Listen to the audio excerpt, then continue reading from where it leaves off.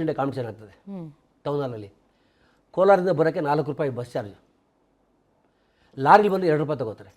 ಲಾರಿಲಿ ಬರೋಕ್ಕೆ ಕೋಲಾರದ ಬೆಂಗಳೂರು 4 ಅವರ್ ಬೇಕು, ಬಸ್ಸಲ್ಲಿ ಬಂದು 2 ಅವರ್ ಬೇಕು. 4 ಗಂಟೆ ರಾತ್ರಿಗೆ ಎದ್ದು ಲಾರಿ ಹಿಡ್ಕೋತೀನಿ, ಅದರಲ್ಲಿ ಬಂದು ಹಲ್ಸೂರು ಇಳಿಸ್ಬಿಡ್ತಾರೆ.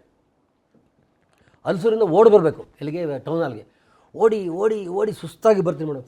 7 ಗಂಟೆಗೆ ವೆಯ್ಟ್ ಚೆಕಪ್ ಮಾಡ್ತಾರೆ ಭಾಳ ಮಿಸ್ಟ್ ಇಂಡಿಯಾ. ನಾನು 9 ಗಂಟೆಗೆ ಬರ್ತೀನಿ. ಬೈತಾರೆ, ಒಗಿತಾರೆ, ಕ್ಯಾಗಿರ್ಸಿ. ಇಲ್ಲ ಸರ್ ತಪ್ಪಾಯ್ತು ನೋಡಿ ಸರ್ ನೆನ್ಕೊಂಬಂದಿದ್ದಾಗ 2 ಗಂಟೆಗೆ ಸ್ಪರ್ಧೆ ಅಂತ ಹೇಳ್ತಾರೆ. ಮತ್ತೆ ಅಲ್ಲಿಂದ ಇದು ಕೊಡ್ತೀನಿ ಎಲ್ಲಿಗೆ, ಸಂಪಂಗಿನಾಮೂರಿಗೆ. ನಾನು ಓಡಿ ಬರ್ಬೇಕಾದ್ರೆ ಮದುವೆ ನಡೀತದೆ ಬೆಳಗ್ಗೆ ಡುಮ್ ಡುಮ್ ಡುಮ್ ಯಾರು ನಡೀತಿರ್ತದೆ. ತಿಂಡಿ ಇಲ್ಲ ಮೇಡಮ್, ಹೊಟ್ಟೆ ಸರಿ ಮೇಡಮ್. ಹೋಗಿ ಕೂತ್ಕೊಂಡ್ಬಿಡ್ತೀನಿ. ಇಡ್ಲಿ ಬಡಿಸ್ತಾ ಇರ್ತಾರೆ, ಎಲ್ಲ ರೆಡಿ ಮಾಡ್ಕೊಂಡು ಇಡ್ಲಿಗೆ ಬಂತು ಇಡ್ಲಿ ತಿನ್ನೋಕೆ ಬರ್ತೀನಿ. ಈ ಕಡೆ ಬರ್ತಾನೆ ಹಿಂಗೆ, ಯಾರ ಕಡೆ ಗಂಡು ಕಡೆ ಹೆಣ್ಣು ಕಡೆ ಅಂತ ಕೇಳ್ತಾರೆ. ನಾನು ನೋಡ್ತೀನಿ ಹಿಂಗೆ ಅಂತೀನಿ, ಹಿಂಗೆ ದಾಚೆ ಓಡಿಸ್ಬಿಡ್ತಾರೆ. ಬಂದು ಇಡ್ಲಿ ಹಾಕ್ತಾರೆ, ತಿನ್ನೋಕೆ ಬಿಡಲ್ಲ. ಅಲ್ಲಿಂದ ಮಾರ್ಕೆಟ್ಗೆ ಬರ್ತೀನಿ, ಮೂಟೆ ದಾಳಂಬರಿ ಎಲ್ಲ ತುಂಬ್ತಾ ಇರ್ತಾರೆ. ಆ ಮೂಟೆ ತುಂಬಿದ್ದಕ್ಕೆ 2 ದಾಳಂಬರಿ ಕೊಡ್ತಾರೆ. ಅದನ್ನ ತಿನ್ಬಿಟ್ಟು ಬಂದು ಟೌನಲ್ಲಿ ಮಲ್ಕೋತೀನಿ. ಹಿಂಗೆ 2 ಗಂಟೆಗೆ ಸ್ಪರ್ಧೆ ಮಾಡ್ತೀನಿ. ಭಾರತ ಕಿಶೋರ್ ಅಂತ ಮಿಸ್ಟ್ ಇಂಡಿಯಾ ಟೈಟಲ್ ತೊಗೋತೀನಿ. ಆ ಟೈಟಲ್ ತೊಗೊಂಡು ಅದನ್ನ ತೊಗೊಂಡು ಮತ್ತೆ ಬೇಗ ಅಲ್ಸರ್ಗೆ ಹೋಗ್ಬೇಕಲ್ಲ, ಹತ್ಕೊಂಡು ಓಡ್ತಾ ಇರ್ತೀನಿ. ಕಳ್ಳ ಅಂತಾರೆ. ಆ ಪ್ರೈಸೆಲ್ಲ ಮುಚ್ಚಿಕೊಂಡು ಹಿಂಗೆ ಇಟ್ಕೊಂಡು ಮತ್ತೆ ಓಡ್ತೀನಿ. ಅದನ್ನು ಆ ಲಾರಿಲಿ ಕೂತ್ಕೊಂಡು ಕೋಲಾರ್ಗೆ ಹೋಗ್ತೀನಿ ಮೇಡಮ್. ಕೋಲಾರದಲ್ಲೇ ಸ್ಪೋರ್ಟ್ಸ್ ಬಗ್ಗೆ ಗೊತ್ತಿರೋದಿಲ್ಲ. ಬೆಳಗ್ಗೆ ನಾನು ಹೋದ 4 ಗಂಟೆ ರಾತ್ರಿ ಮಲಗಿರ್ತೀನಿ. ಆಕಾಶವಾಣಿ ಓದುತ್ತಿರುವ ಪುರುಷೋತ್ತಮ್ ಕೋಲಾರ ರವಿಗೆ ಮಿಸ್ಟರ್ ಇಂಡಿಯಾ ಪ್ರಶಸ್ತಿ ಅಂದಾಗ ತುಂಬ ನಿಜ ಹೇಳ್ತೀನಿ ಮೇಡಮ್. ನಾನು ಈ ಥರದ್ದು ಕಷ್ಟ 1000 ಅನುಭವಿಸ್ಬಿಟ್ಟಿದ್ದೀನಿ ಮೇಡಮ್. ತುಂಬ ಕಷ್ಟ ಅನುಭವಿಸ್ಬಿಟ್ಟಿದ್ದೀನಿ. ಆದರೆ ಅದೆಲ್ಲ ಇದ್ದಿದ್ದಕ್ಕೇ ನಾನು ಇವತ್ತು ಸಾಧನೆ ಮಾಡಿದ್ದೀನಿ ಮೇಡಮ್. ಬಡತನ ಬೇಕೇ ಬೇಕು ಮೇಡಮ್. ಬಡತನ ಇಲ್ಲಾಂದರೆ ನಾವೇನು ಸಾಧನೆ ಮಾಡೋಕ್ಕಾಗಲ್ಲ.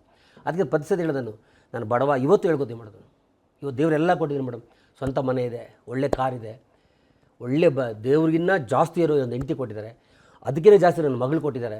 ನಾನು ಚೆನ್ನಾಗಿದ್ದೀನಿ, ನನ್ನ ಆರೋಗ್ಯ ಚೆನ್ನಾಗಿದೆ. ಇವತ್ತರೆಗೂ ನಾನು ಹಾಸ್ಪಿಟ್ಲಿಗೆ ಹೋಗಿಲ್ಲ. ಇವತ್ತರೆಗೂ ನನಗೆ ಶುಗರ್ ಇಲ್ಲ, BP ಇಲ್ಲ, ಯಾವುದೇ ಬರೋಲ್ಲ ಮೇಡಮ್. ನನಗೆ ಮನೆ ಊಟ ಬಿಟ್ಟು ನಾನು ತಿನ್ನಲ್ಲ. ನನಗೆ ಬೇರೆ ಬಗ್ಗೆ ಗೊತ್ತಿಲ್ಲ, ಯೋಚನೆ ಮಾಡಲ್ಲ. ನಾನು ಏನೇ ಒಳ್ಳೆಯದೇ ಮಾತಾಡ್ತೀನಿ. ನಾನು ಇವತ್ತರೆಗೂ ಒಬ್ಬರು ಕೆಟ್ಟ ಬಗ್ಗೆ ಮಾತಾಡೋಕ್ಕೆ ಬರಲ್ಲ.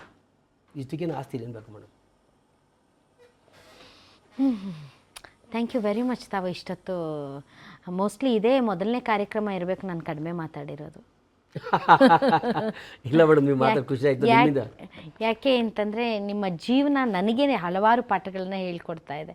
ಹಾಗಾಗಿ ನಾನು ಒಂದು ವಿದ್ಯಾರ್ಥಿಯಾಗಿ, ನೀವು ಒಬ್ಬ ಗುರುವಾಗಿ ನೀವು ಹೇಳಿದ ಮಾತುಗಳನ್ನು ಕೇಳ್ಕೊಂಡು ತುಂಬ ಇನ್ಸ್ಪೈರ್ ಆಗ್ತೀನಿ. ಯಾಕಂದರೆ ಬಡತನ ಅಂತ ಕೊರಗೋರು ಭಾಳಷ್ಟು ಜನ, ಕಷ್ಟ ಅಂತ ಇಟ್ಟಂತಹ ಗುರಿಯನ್ನು ದಾರಿ ತಪ್ಪಿ ಏನೇನೋ ಆಗೋರು ಭಾಳಷ್ಟು ಜನ. ಅಂಥದ್ರಲ್ಲಿ ಇಷ್ಟು ಬಡತನದಲ್ಲೂ ಕೂಡ ಸಾಧನೆ ಮಾಡಿ, ಸಿರಿವಂತಿಕೆಯಲ್ಲೂ ಕೂಡ ಬಡವ್ರ ಬಗ್ಗೆ ಯೋಚನೆ ಮಾಡ್ತಾ, ದುಡ್ಡಿನ ಬಗ್ಗೆ ಯಾವುದೇ ರೀತಿಯಾದಂಥ ಅತಿಯಾಸೆ ಇಲ್ಲದೆ 4 ಜನರಿಗೆ ಒಳ್ಳೇದು ಮಾಡಬೇಕನ್ನೋ ನಿಮ್ಮ ತುಡಿತ, ನಿಮ್ಮ ಹೃದಯವಂತಿಕೆ ಇದೆ ಅಲ್ಲ ಸರ್, ಅದಕ್ಕೆ ದೇವ್ರು ನಿಮ್ಮನ್ನು ತುಂಬ ಚೆನ್ನಾಗಿ ಇಟ್ಟಿದ್ದಾನೆ ಅಂತ ಅನ್ಸುತ್ತೆ. ಇನ್ನೊಂದು ಏನು ಗೊತ್ತಾ ಮೇಡಮ್, ನಮ್ಮ ಗ್ಯಾರಂಟಿ ನ್ಯೂಸ್ ಮುಖಾಂತರ ನಾನು ತುಂಬ ಪ್ರೀತಿಯಿಂದ ಮನವಿ ಮಾಡ್ಕೋತೀನಿ ಮೇಡಮ್. ಗಂಡ ಹೆಂಡತಿ ಸಂಬಂಧ ಇದೆಯಲ್ಲ ಮೇಡಮ್, ಅದಕ್ಕೆ ಬೆಲೆ ಕಟ್ಟೋಕ್ಕಾಗಲ್ಲ ಮೇಡಮ್. ಯಾವುದೋ ಜನ್ಮದಲ್ಲಿ ಸಂಬಂಧ ಇದ್ದರೆ ಗಂಡ ಹೆಂಡತಿ ಆಗ್ತಾರೆ. ಲವ್ ಮಾಡ್ಬೋದು, ಅಪ್ಪ ಮ್ಯಾರೇಜ್ ಏನು ಬೇಕಾದ್ರೆ ಮಾಡ್ಬೋದು ಮೇಡಮ್. Ultimate ಅವರಿಬ್ಬರೇ madam. ಅವರಿಬ್ಬರ ಮಧ್ಯೆ ಯಾರು ಸೇರಿಸ್ಕೋಬಾರ್ದು ಮೇಡಮ್. ಹುಡುಗಿ ಫಸ್ಟ್ ಅವ್ರ ಅಪ್ಪ ಅಮ್ಮನಿಗೆ ಫೋನ್ ಮಾಡಬಾರ್ದು, ಹುಡುಗ ಅವ್ರ ಅಪ್ಪ ಅಮ್ಮನಿಗೆ ಹೇಳ್ಕೊಬಾರ್ದು. ಸೊ ಏನೇ ಜಗಳ ಬಂದರೂ ಮನೆಯೊಳಗೆ 4 ಜನ ಕೂರಿಸ್ಕೊಂಡು ಮಾತಾಡಿಕೊಂಡು, ಹೆಂಡತಿ ಗಂಡನ ತುಂಬ ಪ್ರೀತಿ ಮಾಡಬೇಕು ಮೇಡಮ್. ಹೆಂಡತಿ ಗಂಡನ ತುಂಬ ಪ್ರೀತಿ ಮಾಡಬೇಕು. ಸಣ್ಣ ವಿಷಯಕ್ಕೆ ಕೋಪ ಮಾಡ್ಕೋಬಾರ್ದು, ಕಿರ್ಚಾಡಬಾರ್ದು, ಜಗಳ ಮಾಡಬಾರ್ದು. ತನ್ನ ಗಂಡನ ಇನ್ನೊಂದು ಗಂಡನ ಹೋಲಿಸ್ಬಾರ್ದು. ತನ್ನ ಗಂಡನಿಗೆ ಇನ್ನೊಬ್ಬನ ಕಂಪೇರ್ ಮಾಡ್ಕೋಬಾರ್ದು. ತನ್ನ ಗಂಡನೇ ರಾಜ, ನನ್ನ ಗಂಡನೇ ಹೀರೋ, ನನ್ನ ಗಂಡನೇ ಯೋಧ, ನನ್ನ ಗಂಡನೇ ನನಗೆ ಮಿಸ್ಟ್ ಇಂಡಿಯಾ, ಮಿಸ್ಟ್ ವರ್ಲ್ಡು, ನನ್ನ ಗಂಡನ ನನಗೆ ಶಾರುಖ್ ಖಾನ್, ಸಲ್ಮಾನ್, ಈ ಥರ ಆ ಲೆವೆಲ್ಗೆ ಗಂಡನ ಹೊಗಳಿದಾಗ ಗಂಡನಿಗೆ ಆವಾಗ ಸಿಗೋಷ್ಟು ಖುಷಿ ಬೇರೆ ಯಾವುದ್ರೂ ಸಿಗೋಲ್ಲ ಮೇಡಮ್. ಅವ್ನಿಗೆ ಅವಾಗ ಕುಡಿಯೋಕ್ಕೆ ಹೋಗಲ್ಲ, ಬೇರೆ ಹುಡುಗಿನ ಕಣ್ಣೆತ್ತು ನೋಡಲ್ಲ, ಬೇರೆ ಕೆಟ್ಟ ಕೆಲಸ ಮಾಡೋಕ್ಕೆ ಹೋಗಲ್ಲ. ಕೆಲಸ ಮುಗಿದ ತಕ್ಷಣ ಮನೆಗೆ ಹೊಡೋಗ್ತಾನೆ. ಅಟ್ ದ ಸೇಮ್ ಟೈಮ್ ಗಂಡನೂ ಅಷ್ಟೇ, ಹೆಂಡ್ತಿನ ನನ್ನ ಹೆಂಡ್ತಿ ಕೆಟ್ಟವಳು ಅಂತ ಇನ್ನೊಬ್ಬರು ಹೊತ್ತು ಹೇಳ್ಕೊಬಾರ್ದು ಮೇಡಮ್. 4 ಜನ ಗಂಡಸಾರಾಗ ನನ್ನ ಹೆಂಡ್ತಿ ಸರಿ ಇಲ್ಲ, ನನ್ನ ಹೆಂಡ್ತಿ ಚಾಯ್ ಅಂತಾಳೆ, ನನ್ನ ಹೆಂಡ್ತಿ ಇದು, ನನ್ನ ಹೆಂಡ್ತಿ ಇದು ಅಂತ ಅವಳು ಹೇಳ್ಕೊಬಾರ್ದು ಮೇಡಮ್. ಸೊ ಇವರಿಬ್ಬರು ಸಂಬಂಧ ಚೆನ್ನಾಗಿದ್ದಾಗ ಏನಾಗುತ್ತೆ, ಎಂಟೇರು ಅವ್ರ ಕುಟುಂಬ ಇವ್ರ ಕುಟುಂಬ ಇಬ್ಬರು ಚೆನ್ನಾಗಿರ್ತಾರೆ ಮೇಡಮ್. ಇವರಿಬ್ಬರು ಯಾರು ಮೇಲೂ ಕೇಳಿಲ್ಲ, ಯಾರು ದೊಡ್ಡವರು ಚಿಕ್ಕವರು ಯಾರಿಲ್ಲ ಮೇಡಮ್. ನಾನು ಓಪನಾಗಿ ಹೇಳ್ತೇನೆ ಮೇಡಮ್, ನಾನು ಎಷ್ಟೇ ಬಾಡಿ ಬಿಲ್ಡರ್ ಆಗಲಿ, 300 ಗೋಲ್ಡ್ ಮೆಡಲ್ ತೊಗೊಳ್ಳಿ, ರಾಜ್ಯ ಪ್ರಶಸ್ತಿ, ರಾಷ್ಟ್ರ ಪ್ರಶಸ್ತಿ ಎಲ್ಲ ತೊಗೊಂಡಿದ್ರು ನನ್ನ ಮನೆಯಲ್ಲಿ ನನ್ನ ಹೆಂಡ್ತಿನೇ ಬಾಸ್. ಆ ಬಾಸ್ ಕೊಟ್ಟಿರೋದಕ್ಕೆ ನಾನು ಚೆನ್ನಾಗಿದ್ದೀನಿ. Yes, okay. ನಿಮ್ಮ ಮನೆಗೆ ನಿಮ್ಮ ಹೆಂಡತಿ ರಾಣಿ ಆದರೆ ರಾಣಿ ಮಾಡಿದ ರಾಜ ನೀವು.